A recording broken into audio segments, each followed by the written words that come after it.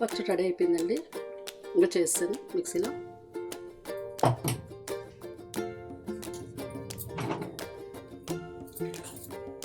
Stove బాగా వెలిగించుకొని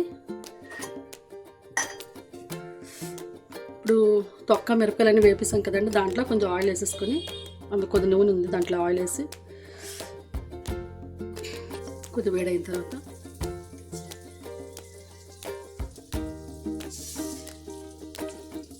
కొద్ది ఆవాలు వేసుకోండి.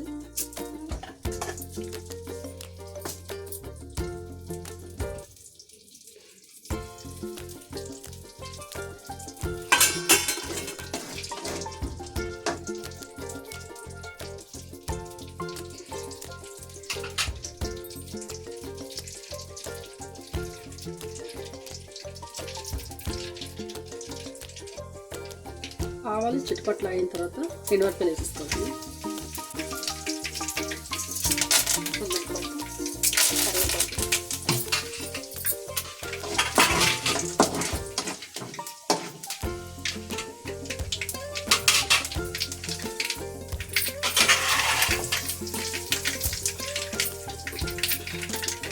అది వేగిన తర్వాత చేసిన పప్పు ఇందులో వేసుకోండి. ఆయిల్ తాలింపులోని ఒక తాలింపు పెట్టుకుంటే ఒక 4 days వరకు వస్తుంది, బాగుంటుందండి. ఫ్రిడ్జ్లో పెట్టుకొని ఫ్రిడ్జ్లో ఉంటుంది ఇది పెట్టేసుకొని.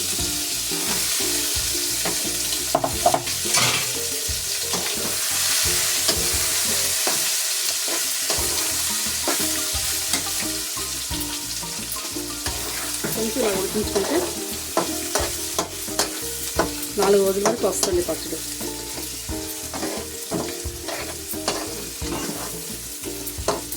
రోజుల వరకు నిల్వ ఉంటుంది. మనం తినేయాలంటే తినవచ్చు, అంతా ఒకసారి తినలేం కదండి. ఇలా నూనెలో ఉడికించుకొని అయిపోయిందండి. రెడీ అయిపోయింది. అన్ని సామాన్లు వేసుకుంటండి, మిరపకాయలు, వెల్లుల్లిపాయలు, జీలకర్ర మొత్తం అన్నీ వేసుకుంటే కొబ్బరి పచ్చడి కంటే చాలా బాగుంటుందండి ఇది.